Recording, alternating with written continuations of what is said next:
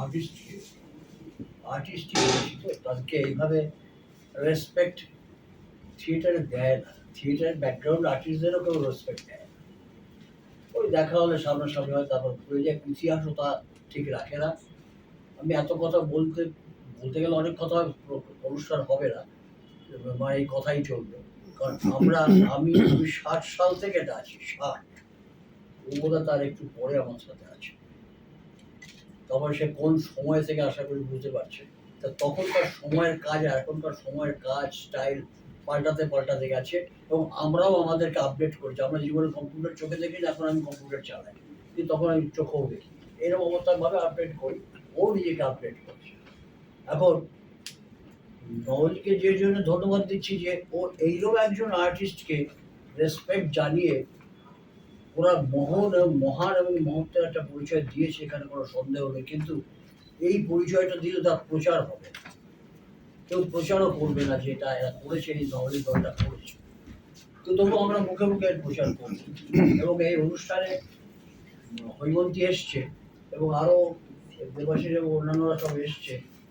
এটাও একটা ভালো লাগার বিষয়। আজকে যেহেতু আজকের প্রজন্মের, আমি আগের প্রজন্মের হলেও আমি আজকের প্রজন্মের সাথে মিশে আছি, কারণ আমি এখনো কাজ করে যাচ্ছি। যে ডাকে তার সাথে চলি, এরকম একটা স্বভাব।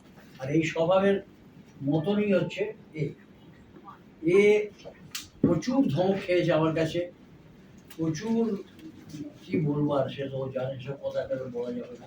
যাই হোক, কিন্তু খুবই ওবিডিয়েন্ট, খুবই, যা লেখা হয়েছে ওখানে এত সঠিক কথা লেখা হয়েছে যে সত্যিও মানে এতই গুণী এবং সফট, শান্ত, এবং ওকে রেসপেক্ট করবার মতনই। এবং আমি ওর থেকে বয়সও বড়, কাজেও হয়তো অনেকদিন ধরে যুক্ত আছি, তবু ওকে শ্রদ্ধা জানাতে আমার একটুও কুণ্ঠা বোধ হয় না। ওর যে শ্রদ্ধা জানাতে আমি এতটাই পারফেকশন। শুধু তাই না, ওকে যখনই যা বলেছি সেই পারফেকশন নিয়ে ও কিন্তু সে উপস্থিত হয়েছে। থিয়েটারকে ভালোবেসে, বাজনাকে ভালোবেসে, এবং সাথে সাথে থিয়েটারের মানুষজনকেও ভালোবেসে। তাই ওর ডাকে সাড়া না দিয়ে পারিনি, এইটা সত্যি একটা কথা। আর একটাও কারণ আছে, সেটা হচ্ছে আজকের প্রজন্মের মানুষেরা সত্যি কি কি করছে না করছে, সেটা সবসময় বিশেষ করে দেখা হয় না, সেটাও একটা দেখা। যেমন এরম জায়গায় এভাবে কি এরমভাবে নাটক আমরাও করেছি। যাই হোক, কীভাবে কি করে এরা সেটাও একবার জানবো।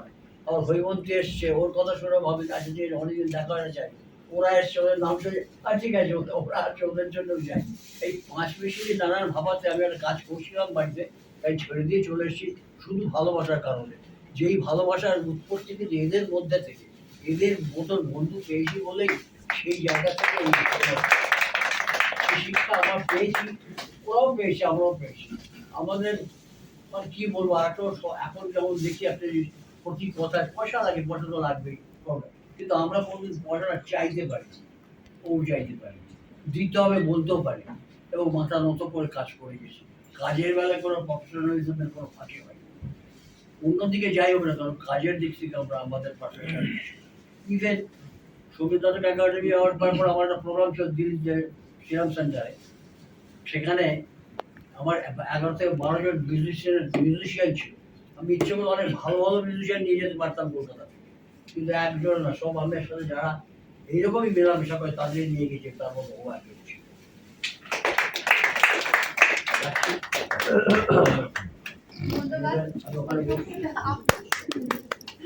অসংখ্য ধন্যবাদ স্যারকে, স্যারের এই ভালোবাসার অধিকার আমরাও হতে